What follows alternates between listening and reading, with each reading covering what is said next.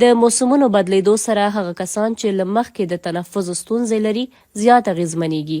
د پېښور لډي ریډینګ روغتون کې د سینې د ناروغۍ متخصص ډاکټر وایي په ژمي کې یخني او سړه هوا د ساه لنډېدو سبب ګرځي.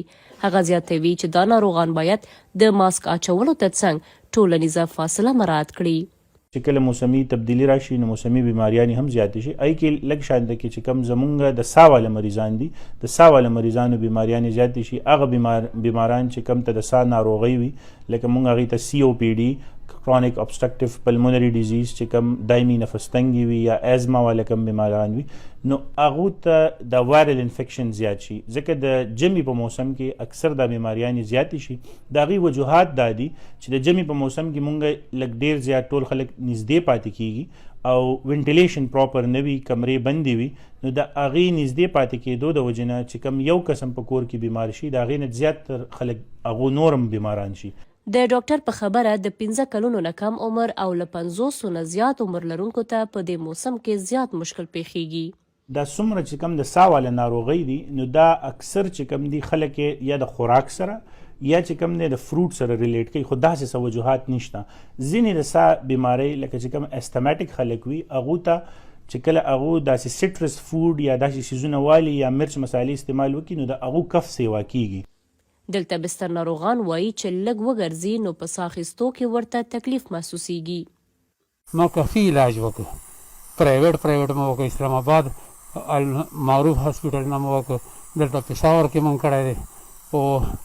خو بیا زه الحمدلله بس هغه علاج خپل جاري ساتم خو د موسم د تبدیلي په وجې باندې بیا د بیمارۍ سکون دی که نه بیا لږ اکسیجن کې بیا مسله جوړېږي.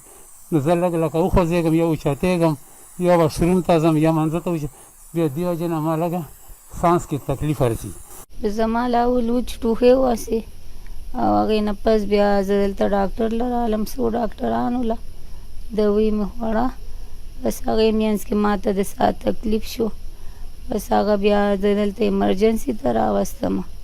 د یا ډاکټر په خبره د موسم وچوالی، د هوا ککړتیا، اور بلول او د چاپیریال خیال نه ساتل د موسمي الرجي او تنفسي ناروغیو لامل دی. مونږ چې کم د کور کې د پخلي دپاره کم ور استعمالو نو پای کې مونږ اکثر چې کم د فاسل فیول بند کو نو هغه موسمیات تبدیل ته ډېر زیات کنټریبیوټ کوي. ورسره د جنګلاتو چې کم بې دریغ کټایي ده هغه هم ډېره زیاته ده نو د هغې د وجې نه چې کم د فاسل فیولز کنزمپشن ډېر سیوا شي. زمونږ چې کومه انډسټریل زونز دي هغې کې چې کم دی نو څه چمنیز یا داسې دغه نشته د هغې د وجې نه چې کم دی هغه د فریلی چې کم دی د انوایرمنټ ته چې کم دی ډسټ او پلوټنټس دغه کوي. د روغتون د ویان په وینا هره ورځ تر 1000 ډیر په موسمي ناروغیو اخته ناروغان راځي. بل پلو د نړیوال بانک د اټکل سره سم په پاکستان کې د هوا د ککړتیا او موسمي بدلون له امله هر کال شاوخوا 40 میلیونه خلک په جدي تنفسي ناروغیو اخته کیږي چې له امله یې څه باندې 28,000 کسان مري. مسکا ساپۍ، امریکا غږ، پېښور.